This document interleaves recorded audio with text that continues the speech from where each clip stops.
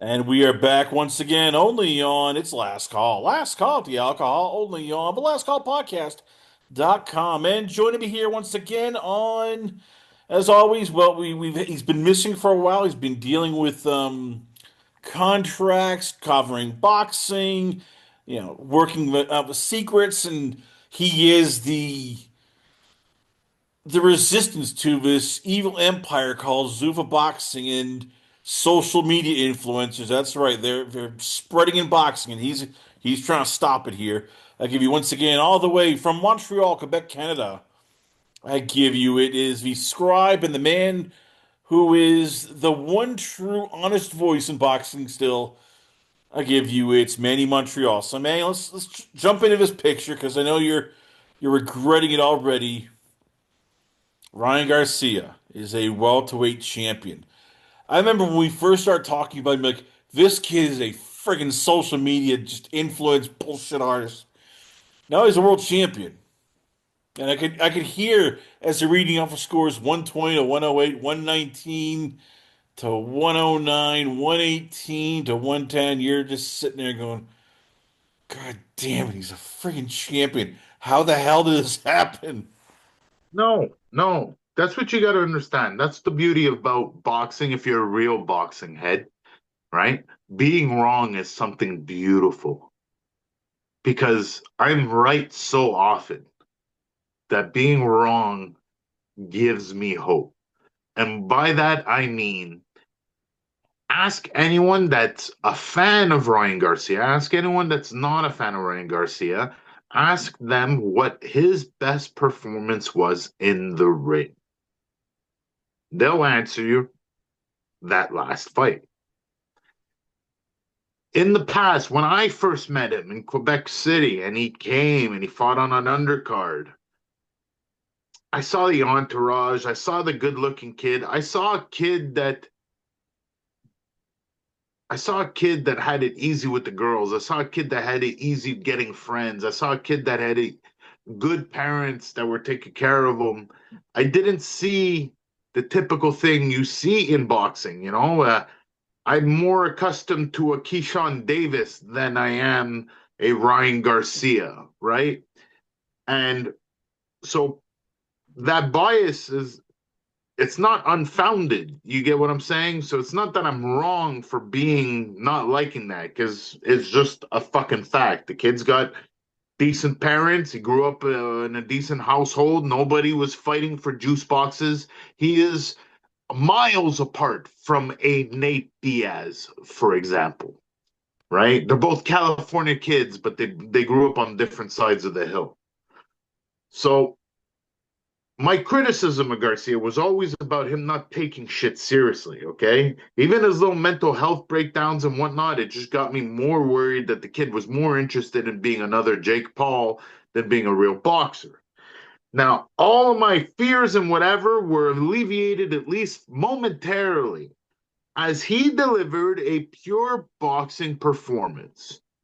No stories about the weight before, no stories of drugs before, no stories of having mental breakdowns, no issues with Oscar before. Just a little beef with Goosen, but other than that, a pretty fucking normal situation. And the kid concentrated on his boxing and outboxed the guy that was there to be outboxed.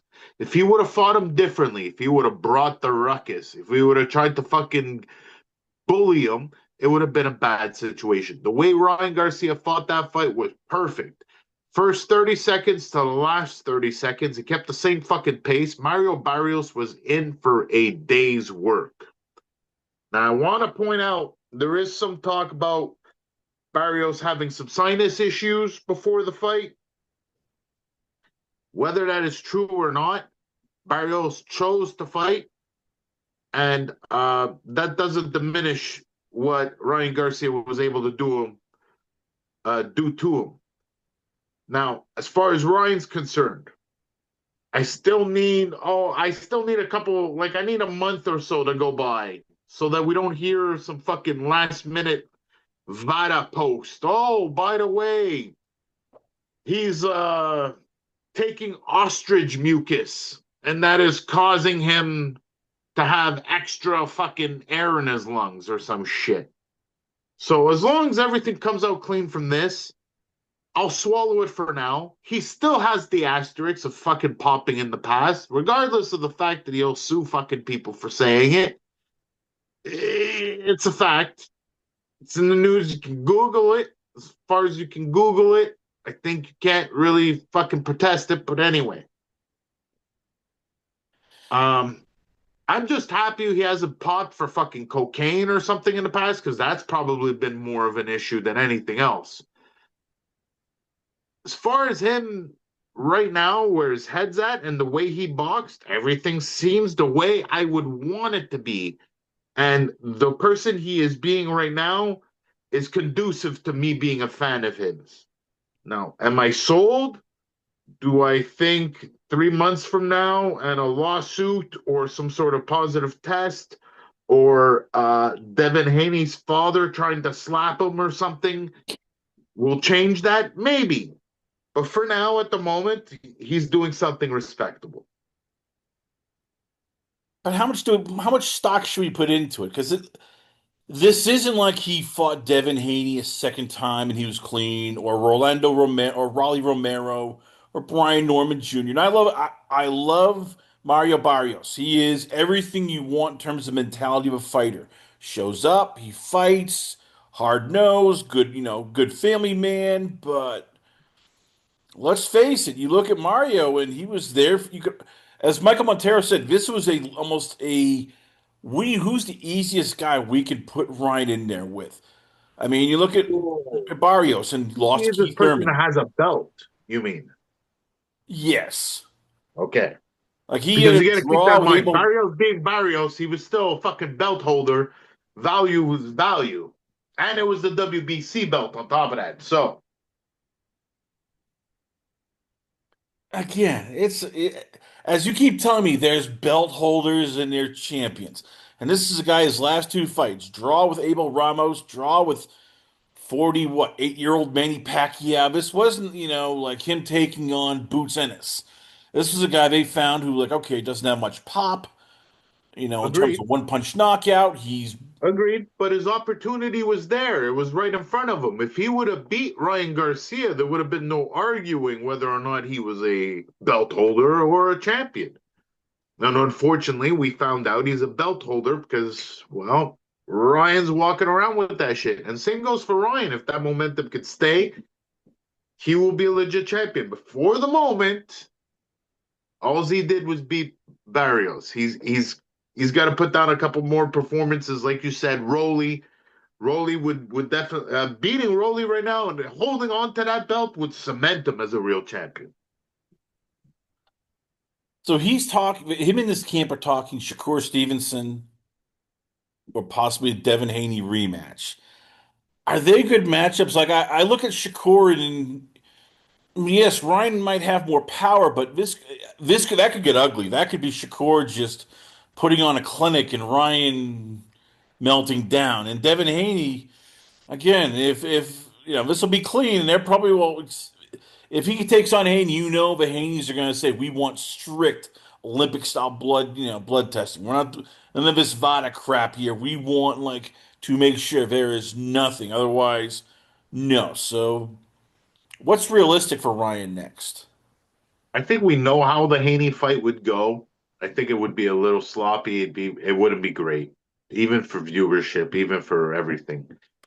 And you know, Stevenson, although it being a boring fight, would be a surer bet. I would bet a little easier to make at the moment. Um, I mean, Shakur, like, I hate to use the word a boring fight, but he could make it a boring fight when it comes down to skills and whatnot. Now, I do not like the fact that Shakur keeps pointing out that he beat him in the amateurs, so he's got him type thing.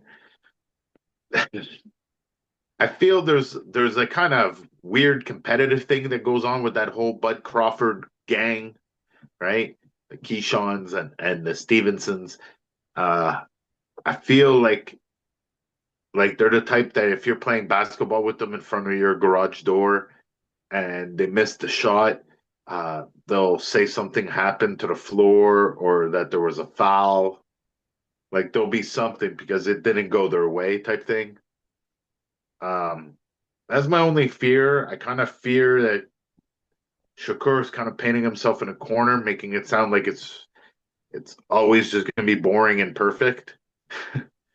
But we'll see, man. You know, like I said, I think Stevenson's probably the easiest route to go. Maybe not the most entertaining fight as far as press conferences and all the rest. I think Haney's team and all that would probably have more. But ultimately, I think fight for fight, if you wanna cement it, I wouldn't want to do the Haney thing again. I know that's going to be a shitty fight. So yeah, it just comes down to Stevenson has a better chance of it being a good fight. Speaking of shitty fights, you thought the first matchup was shitty, second matchup, it might be even worse, but we're getting it because as he says in the movie How High once perfectly put it, I need money. That's Floyd Mayweather and Manny Pacquiao doing the rematch 15 years later. But hey, they're doing the rematch. Nobody really wants, but Manny, we're getting the rematch. And I could tell as soon as they made that announcement, you were just going, why? Okay, so I wasn't going why. I was going damn it because I knew why, and I was pissed off that it was still happening. I remember at least, I'm sure if you go in your archives and you go look at my name and you type in Mayweather, you'll see me talking about how I fear. My biggest fear is that I don't have hate for him, but that my biggest fear is that all this bravado, all this talk, all this bullshit is going to be bullshit. And that one day he's going to be going around doing charity fights and whatnot because we're going to find out he's broke and that he's been fucking talking trash this whole fucking time. That my fear was that he was going to get fucking done in by some smarter businessmen, including people that know how to read. My fear was that he was going to end up fucking destitute or fucked up because his lavish lifestyle didn't make any fucking computable sense. And unfortunately, him having to come back as a pro to fight Manny Pacquiao again only cements that fact. You can be the biggest Floyd Mayweather fan in the world and quote all the Floyd Mayweather quotes and tell me how many fights he's won and how much money he's made and how many fucking records he holds and why he is the TBE. You still have to fucking bow your head in shame because all your fucking hat sales, all your strip clubs, all your private jets, and all your reality TV shows did not equate to shit. He laughed at us all, told us all he was better than all of us. We told him of the tales we knew before, of the Mike Tysons, of the Muhammad Ali's, of the Sugar Ray Robinsons, about the nightclubs that they owned and the fucking sponsorships that they had, and how they got done in by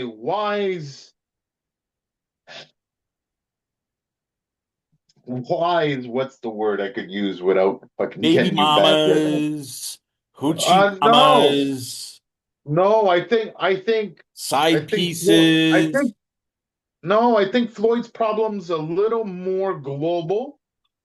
I think if your fans today were to try and pinpoint globally where the majority of problems stem from, like a type of people or maybe a jewelry store Cocaine, or some like jewelries, like escorts.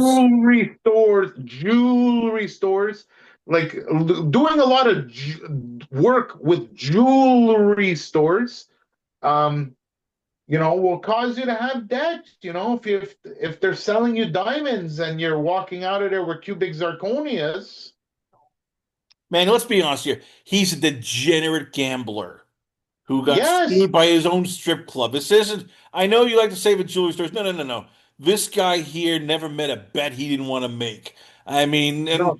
We I know he's want you probably to understand lost. something. I want you to understand something, though. Okay, there are professional athletes, NFL players. Okay, that had the luck and the grace to find good people around them. That despite having a limited education, were able to secure massive sums of money, and using that sums of money, recognize the fact that they weren't intelligent enough and sought out the best possible help. Now, unfortunately, in the NFL and the NBA, there's countless stories of people choosing these people, right? And then getting finagled or fucked by them. Okay? What I'm saying to you is who runs Showtime? What was his name? Steven Espinoza. Yeah, okay. I think that's one of those names that they probably changed when they arrived here. But yeah, it's probably easy on the spelling.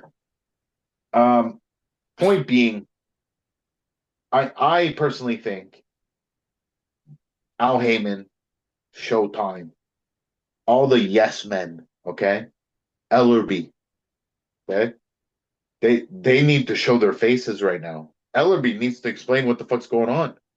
Ellerby needs to go like, hey man, I'm on Floyd's side. I never knew they were doing Floyd like that. That's not cool. Or Ellerby has to do well, Floyd knew what he was doing. He's got a lavish spending style, and then side with the team that fucked him. But people need to fucking pronounce themselves here. Because the reality is, as dumb as he is, okay, I can't fault him for being dumb. You're supposed to have managers. You're supposed to be able to trust your manager. You're supposed to be able to trust your fucking business partners. And that's for all of us. So you can get done in even if you're a fucking genius. And the truth is, Al Heyman being the specter that he is,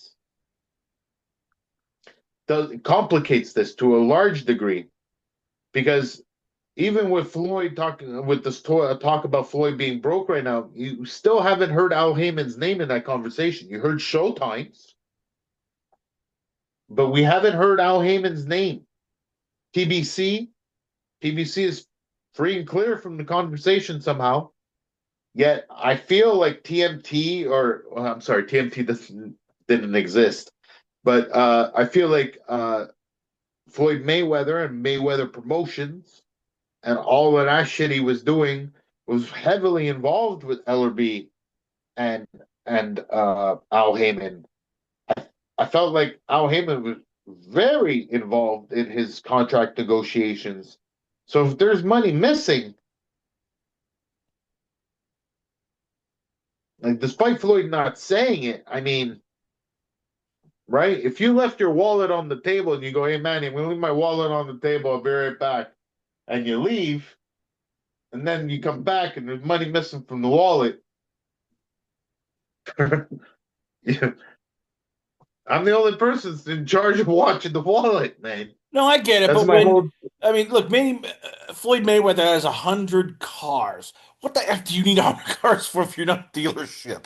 Okay, I mean, this is a so guy who's a I want to point said, this out to you. I want to point this out to you. what? I agree. I agree. But again, I'm as much as I want to hate on Floyd because I'm not the Floyd guy. He's got those money people, right? I don't understand how these weren't leases. I don't understand how you didn't buy a car import company and then housed your own cars under the import company so that you could have your 100 cool cars. And then every now and then you could sell them when you meet a rapper friend or whatnot. Like, I'll tell you what, I'll sell you that Phantom one if you want. For real, I can have Floyd Mayweather's Phantom. And then he could put a little 20% on it and make some money. Unfortunately, he didn't have people like me around him.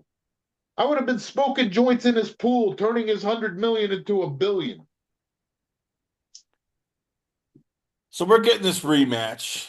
It feels like the movie Grudge Match where it happened like 20 years too late, and they're basically two It old happened men. 5 years too late when it happened. So it was already too late when it already happened. It is it's cooked. It's overdone. So supposedly it will happen on May 2nd. Details are still, sort of coming out here. What should we expect? And who's going to be stupid enough to buy this fight? Like, what network is going to go, like, hey, let's get Floyd Mayweather versus Manny Pacquiao? Wait. Hold on. Let me say this to you. I think this is the way you sell it. Okay. You need to keep in mind that today's generation is not catering to me. They're not catering to me. They are not interested in me. Okay. Connor Benn is getting Monday Night Raw shout outs now somehow. Uh, this is the world of Tristan and Andrew Tate. This is the world of fucking the Paul brothers. Okay. So in this world, I want you to go back and think to like the good old Mike Tyson HBO days, right? There was a really good Instagram post recently, and somebody posted like just the crowd at Mike Tyson's comeback fight, fighting McNeely, coming out of jail, right? Fucking thick as shit, renewed Muslim, right? Uh, he had Nicholson, he had Mick Jagger in the crowd. He had fucking you name the name, okay? They were in the fucking crowd. They all wanted to see Mike. Mike was coming out of jail. Mike's been out of the ring. The boxing scene had changed. It wasn't the thing anymore. Unfortunately, despite it not going to be a very competitive fight, it's not going to be what it could have been. It's not going to be what it could have been the first time around when it should have happened. Despite that, it will still attract that A-list crowd that today is very much ridden with a lot of B-listers. They consider themselves A-listers. Like, all right, so But my nonetheless, apologies first. It's going to be on September 19th okay. on Netflix. Again, bro, like, what's the old saying? I've fallen and I can't get up. They might use that joke with these two guys here. It's just, man, Pacquiao's 47, Mayweather's 49. I mean, what are we doing here? I mean, I thought the exhibition between Mayweather and Tyson was bad. This might be just even. No, but I get it though, man. I'm trying to explain it to you, man. Like, are the Stones still on tour? No, I think they're done being on tour. Okay, but they were for a long fucking time, bud. But they could still And play. It wasn't like you noticed them not playing. And most acts no, but did it wasn't stink. the same, man. You're not gonna convince me that it was the same as like watching the young Stones, okay? Mick's not hitting the fucking stage and fucking sprinting like he was. Okay, it's just the way it is. It's just the way it is. But people like the nostalgia. I went to see Ozzy. I don't even think Ozzy moved from holding the mic. Okay. I saw Ozzy full on I believe at the second to last farewell reunion tour. So not the first reunion farewell tour, not the third one, but the second one. I went to that show, and Ozzy was old at that point. And it was definitely not the Ozzy I'd seen from the videos with the running on the stage and the being all animated. Ozzy stayed put. You know what I mean? There was a visible fucking difference. And the band members had changed, right? Because he went from Tony Iommi to fucking Zach Wild with the fucking biceps out. So, point being, um, people like the nostalgia. Okay, like it or not, Manny is Manny. Even at Manny Barrios, there was a heavier crowd than Barrios ever had, and it's just because of the aura of Manny. And this, you combine those two together, and then the other thing is, to a certain degree, from what I understand, this is, uh, hyperbole. People telling me things, so I don't know how truthful it is. But from what I understand, PBC still owes a few people money, including Manny. So who knows what this is? I feel like this is just Manny and Floyd helping each other out. it would be the equivalent of Floyd opening up a diner and Manny announcing that he's going to come have a burger there on Tuesday the 9th at 6 p.m., right? Um, Well, yeah, speaking of, I'm not too against it. Listen, I'm not going to deny it, man. I'm not crazy about it. I'm kind of sad that Floyd needs it. Uh, I don't think it's going to be very competitive. Am I going to watch it? Yes. If I have to pay for it, I will. But that's me being the addict that I am. And then I think everyone else is going to buy it because they don't know any better. Because, yeah, they might actually think that it, might be fucking competitive or cool or something. So, well, speaking of competitive, a competitive offer was made, and now March 8th, Zuffa Boxing has its first champion on their roster. Jai Opetaia will be taking on Brandon Glenn at the Meta Apex, and you were warning people. Hey, there's going to be somebody who's going to be the, as was it you called him, a dictator of boxing, and well, Dana White struck hard. He has probably one of the best cruiserweights in the world right now, and hell, you gotta admit, all of a sudden you start taking notice when Dana White signs somebody who's not just, some B-level, C-level fighter. This is a guy who is a legit one of the best in the world. so when I made that dictator reference, it wasn't no way referring to Dana. If anything, it refers to Turkey. And I don't know if you've had a chance to see the lawsuit Queensberry is going to be dropping. We'll get to that in the next segment. Don't trust me. But let's first go to Jay here. So Jay is here's the thing, okay? I feel Jay will get a good push, okay? The thing people forget about TKO is I forget the name of the agency, but a large percentage of the shareholders of TKO Our are Endeavor, from, yes. but not Endeavor. It's CAA or the They're part of it, agency that yes. The CAA group. Affleck and all of those people and Ari Emanuel. So the, pushing something, getting something out there, they understand, right? It's an easy work for them. Proof of that, like I said before, the Connor Benn being mentioned on WWE Raw. Okay. That's a little bit better than what Eddie could have done for him US wise. I'll agree to that. I won't knock them for it. Will it have an impact? Ugh, that I don't know. That I don't know. Um, can they do more than that? Again, it's to see, but ultimately they're giving themselves a tough test here because Jay Opetaia is, yes, he is interesting. There's a lot of boxing reasons to be interested in him. Outside of the ring, he is not Usyk. You're not gonna get him being cute with his daughter or doing a magic trick or dancing. He's a pretty bland guy. There's not, he's not outrageous or anything. They have themselves a hard sell here. They could kind of sell him like they did Pereira, their UFC fighter. Just a tough, hard nosed, hard working guy from his hometown. They could go that route. We'll see how they push him.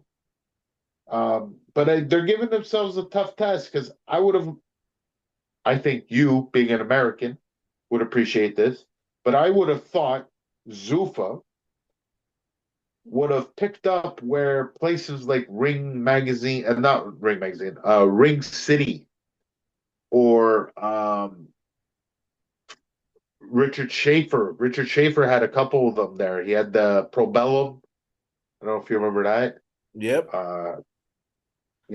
So I thought he would have picked up from there and grabbed like everybody with less than 15 fights who was American. I thought that's what they were going to do. They were going to just own all, instead of spending through the nose, right? Just take over an entire market. And I thought based off of them dealing with Tom Loeffler's crew, and they moved on Tom Loeffler's crew because abolishing the Ali Act and whatever, for as far as the state's concerned, for the foreseeable future right now, they're going to stay inside of California. Um, I thought they were just going to make a play on everyone that was Californian, right? Or even close to California. If you're even remotely close to California, they were just going to fucking sign you. Because then they would have the state or a location on lock, so to speak. You get what I'm trying to say? But going after Jay, going after Connor Benn, it gives an indication that they're aiming globally, which is fine, but it gives you a much tougher task because now it's not just about getting Connor Benn known in Arkansas, which is a fucking task on itself. But now you got to try and get him known in Japan and in fucking Saudi and in, Brazil and in Latin America. And you get what I'm trying to say? So I I get feel what like you're. I feel like they're biting off more than they can chew, despite them having unlimited funds and all these resources. I don't know how much of a star they're going to turn Connor Benn or Jay Opetaia. You get what I'm trying to say? Well, let's go to Connor Benn because that was a shockwave. That's Dana White walking right up to Eddie Earn, kicking him in the nuts, spitting in his face, and going, "Co-promotion was never my friend." They signed Connor Benn. Supposedly, they're going to pay him a lot of money here. As you said, Queensberry is filing some lawsuits. Dana's not play. Dana doesn't like to play with others, as they say when they write report cards. So Let me if explain. First of all, Dana and Eddie, I'm not too worried about the Connor Benn thing because that is a one fight deal. I almost feel like Connor Benn called Eddie and was like, "Hey man, they just told me 15 million," and Eddie went, "Bloody hell, I can't do that. 15 million, one fight, one fight. Take it. You think I should take it? Yeah, take it. And when you're done, come back." I think 1000% that's what was said. One fucking fight, and who are they gonna get him? Now that's the rumor is that they already got something lined up, but we'll see. Now, as far as Queensbury and Frank Warren suing, uh, here's the issue. Queensbury Promotion has an exclusive contract with Sella, which is the company Turkey Al Sheikh has to promote boxing. hmm The contract Queensbury has with them is the exclusive rights on England. We are gonna open up the books with you. I'm gonna show you how England works, but you're our exclusive England partner. So you can't do nothing in England without me. I can't do nothing in England without you. That's the deal. Then they made another deal at the time with TKO, which, oddly enough, Turkey also owns majority share of, but with TKO. And the TKO deal was we have exclusive rights to anything TKO does in England. And we'll open up the books and show you the game over here. Essentially. Now, the thing is, Turkey essentially got to see both sides of the books, which, in theory, Frank Warren doing this should have realized that it was going to happen regardless, just from dealing with both of them. And I'd like to think he was like, oh no, I trust him, but you'd have to be fucking dumb to basically open up your books on both sides like that because they basically let them know like who's on our roster, when's our contract up, when's our deal with these people up. So the lawsuit actually got triggered because TKO was about to announce that they have a deal with Sky Sports. and Sky Sports was going to announce that they had the UFC and that they had uh, the Zuffa Boxing exclusivity in England.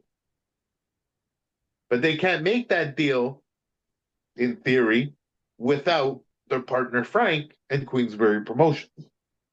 And the only reason they've made that deal is because they're aware of Frank's deal expiring and when it expires. So let's ask the big question then. How long until Dana starts just burying people? You know he's had this on he's Jaws and he's seen all these little, promoters who are to him like beachgoers, and he wants to gobble up Bob Arum and spit him out and take all those fighters. He wants to gobble up, Frank Warren, take all those fighters and spit him out. Now he's turning his attention to Eddie, and soon it'll be Al Heyman. So again, I ask. Is this the beginning where all of a sudden we're realizing, well, you want Manny, you wanted a dictator, you're getting a dictator. It's just going to be Turkey with Dana White running the whole show, and yes. Uh, This is I this don't think is you, so. you didn't really want it, but we're getting it because we asked for it. I don't think so. I don't think so. I think time will tell. I mean, Richard Schaefer was the manager of the Swiss bank. The guy's Rolodex alone was probably worth $500 million. This is the Saudis. They literally Oh, wake up and I understand. fart I money, understand. Manny. But what I'm explaining to you is it's not a question of money. Richard Schaefer's a very intelligent man, and he had the money. He had the same Saudi friends, right? Before Turkey decided this he was going to do. So he would have had impunity without Turkey, and it didn't work out for him. The game is not as easy as everyone thinks. Let Dana sign whoever the fuck he wants at a premium. He's only fucking himself because it's only going to bite them in the ass. I don't see this working out for them in the long run. The the reality is the best solution for anybody in this game is for them to work together.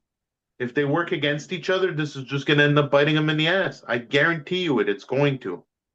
I don't see it as being such a strong power move. I don't fear Dana all that much. I don't think Dana's all that fucking terrifying. I think the fact that he is now, at the moment, Turkey's favorite, sure, okay. 6 months ago, it was Oscar sitting next to Turkey, all happy and shit.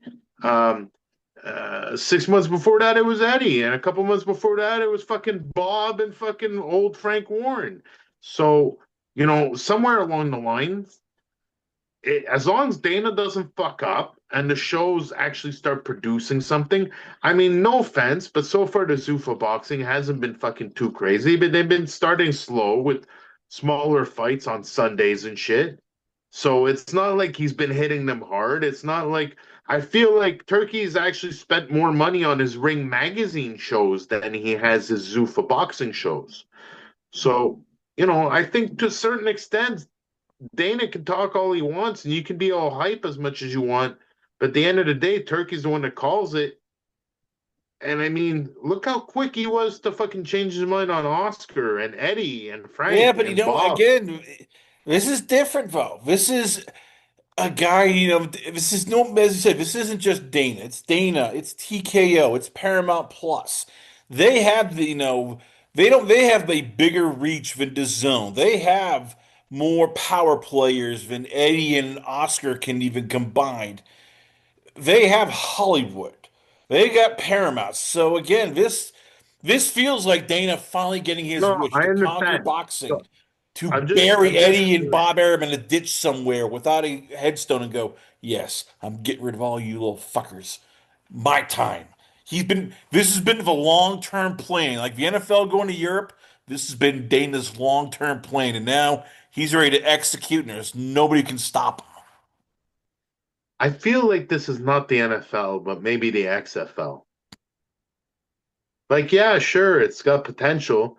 We might end up using the different types of camera angles and some of the fucking cool shit that they've developed.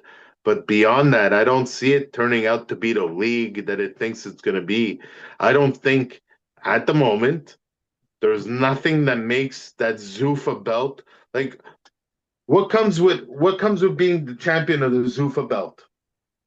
Because I'll put it to you this way. Now, on Facebook right now, we can go look. There'll be a champion of something. The Diamond Champion of Utah, the Interstate Champion of the Golden Gloves Champion, the this champion. At the end of the day, the belt only holds the weight that it holds, right? Zuffa's got to like it needs time and momentum in order for it to be a prophecy that came true. But at the moment, it's simply you prophesizing. Yeah, okay, it'd be cool if that's the way it would work out, but I don't see it going that way. I mean, I think if anything, Dana playing the way that he's playing, cutting corners, cutting through the red tape, being very Republican about it, and you know, making it easier for big business to make money so that it trickles down, the trickle down economics. That's how Sugar Shane O'Malley uh, will one day make his $15 million. I'd argue that Sugar Shane O'Malley is a bigger star in the U.S. than Connor Benn, but what do I know, right?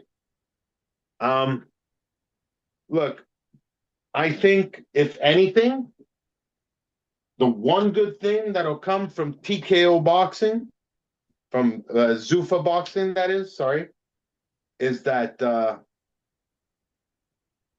if anything, we get closer to the fighters actually getting unionized. This might be the catalyst for that.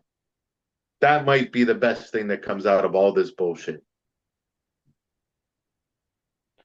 Uh-huh. Well, we'll put a cork in that for now because we're running out of some time. But let's talk about this weekend's big fight. It is for the super featherweight WBO and IBF titles of the world, the unification fight. You got Eduardo Nunez versus Emanuel Navarrete. If you were an American, you don't know who they are. No worries. We'll explain who they are. Manny, two guys who are a combined 68, 3-1. Both guys have some knockout power. Navarrete, 32 knockouts, 39 wins. Eduardo Nunez has 27 knockouts, 29 wins. These aren't the pitter-patter little guys.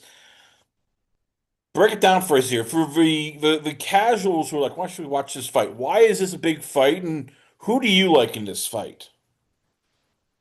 I don't know about big fight, but good fight, that's for sure. And the other thing is, but before we leave, I want you to just mention, I want to mention something about the Manny Pacquiao promotions thing on Saturday. Will do. Um, um, so here's the thing. If you're unaware of either guy, you could obviously YouTube them, Manuel Navarrete in particular, but they both have a certain style that lends itself to entertaining fights. A mix of risk taking and danger evading, if you will. Fun, solid fight. Both guys can box. Both guys have gas. Both guys are solid champions. An all around good Mexican fight. Uh, you know, Navarrete is just, for me, just a personal taste. I would like him to edge it out. I think gas wise, he's just got a bit more. He's got a bit more of the reach. I think when it comes down to it, if he could stretch it down to the later rounds, I think Nunez will suffer. But it's going to be a grueling affair. That's going to be for sure.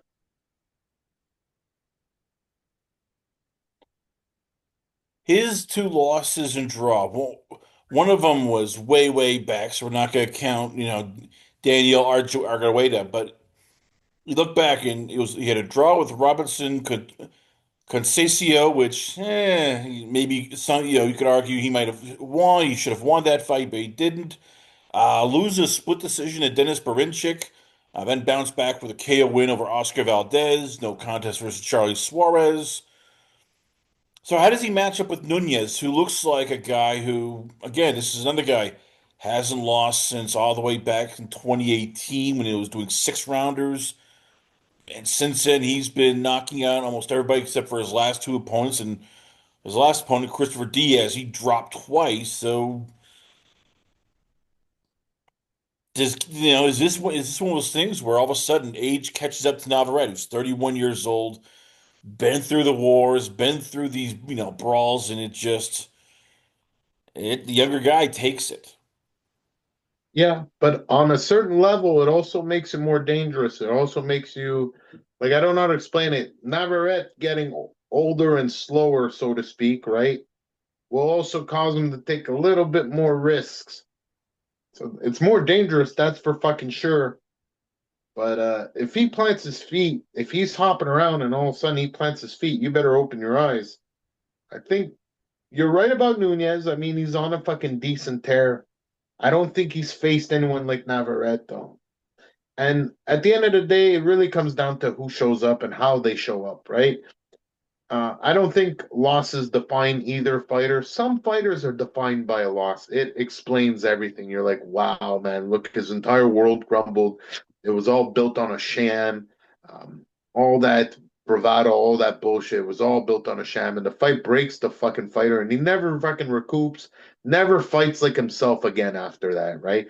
Gets shown up by someone better than him and just can't accept it. That happens.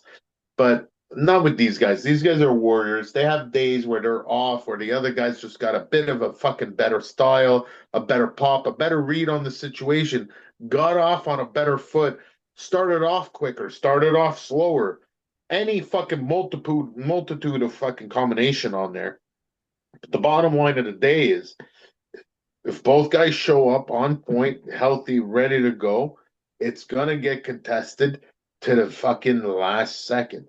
I honestly think it's gonna be a really, really tight, close fight. I know everyone's pulling for Nunez, but I'm just Navarrete has just done it for me more than once, where the kids, you know, looked like he was failing and just, took a deep breath and was able to pull it out. Um, like I said, it's just no, I don't know about it being a historic fight or anything, but it's definitely going to be a great fight. If Navarrete wins, is he a Hall of Famer?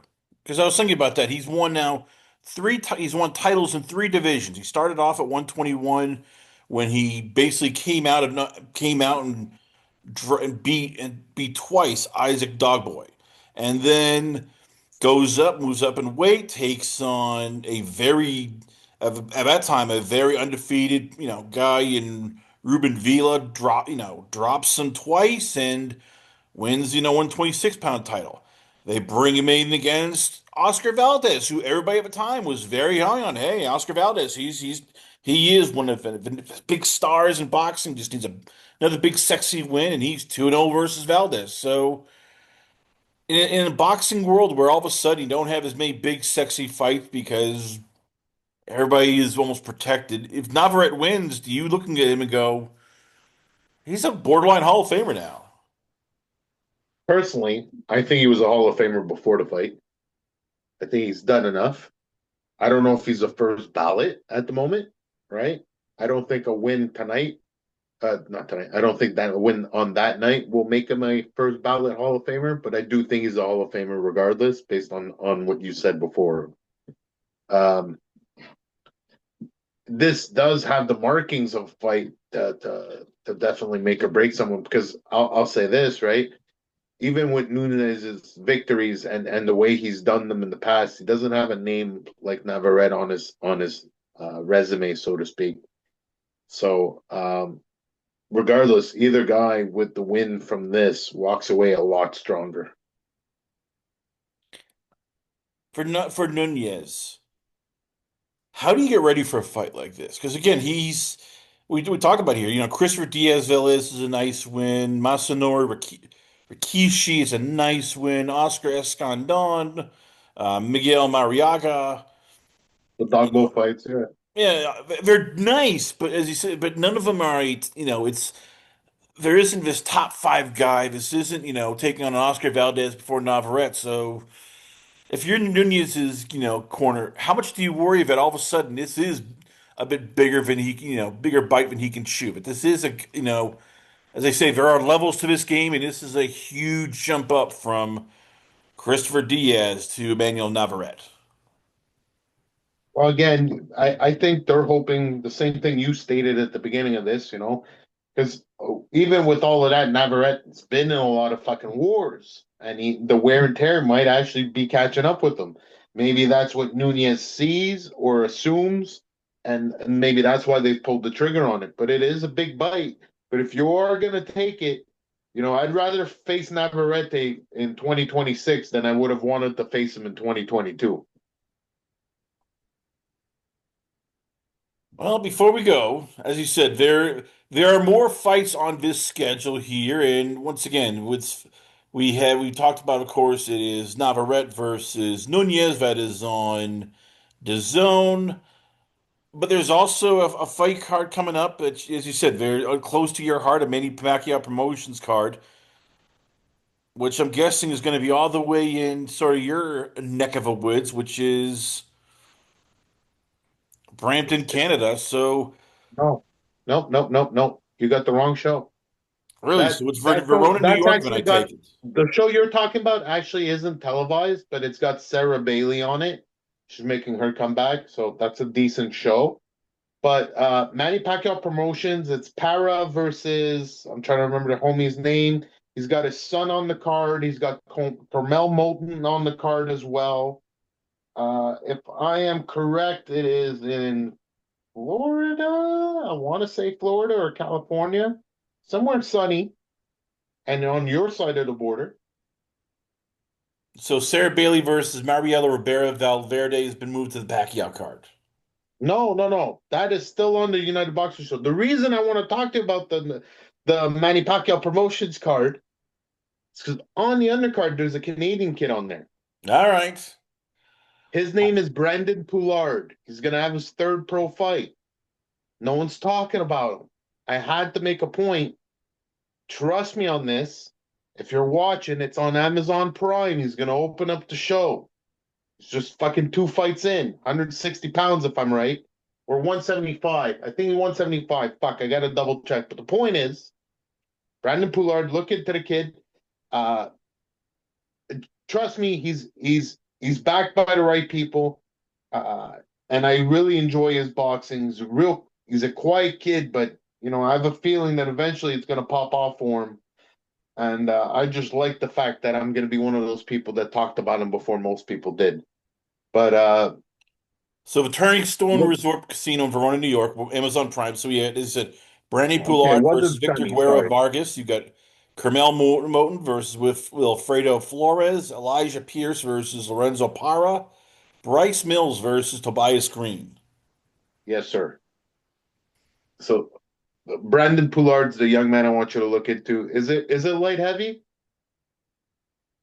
It looks like it'll be a as of now light heavyweight fight. Yes. So Yeah. Okay. So 175. Uh, his his uh his corner consists of one particular member, Jean Pascal. So he is backed by none other than Jean Pascal. wow, Yeah, it a is a lot of people small don't world, know as that. they say. But trust me, tune into the kid. You'll see what the fuck I'm saying. It's on Amazon Prime. Just remember, I'm the one that put you on to him. Well, there you have it, ladies and gentlemen. Once again, we always love having him on the show because he brings the heat, will drop some knowledge, and is not afraid to speak the truth, even when boxing doesn't want to admit the truth. I give you once again, all the way from Montreal, Quebec, Canada. I give you Manny Montreal. So, Manny, once again, where can fans check you out at? Where is the Twitter, the YouTube, Instagram? There's probably even a Rumble channel. Where can fans hit you up at? Before I do that, I want to say thank you to you and your consistent work. You've got great posts, you've got great guests, you've got fucking various guests. This show has everything. You have different kinds of sports people, you have different kinds of people from entertainment, and you even include a guy like me. So I just want to thank you. Everyone can find me on Instagram as Manny Montreal, Twitter Manny MTL. I'm on Rumble, I'm on everything. If you want, you can find me. If there isn't a social media platform that doesn't have Manny Montreal. Manny Montreal, ladies and gentlemen, once again, always an honor and a pleasure having you on the show. We come back. We got a lot more going on here, only on it's Last Call. Last Call, the alcohol, only on the lastcallpodcast.com.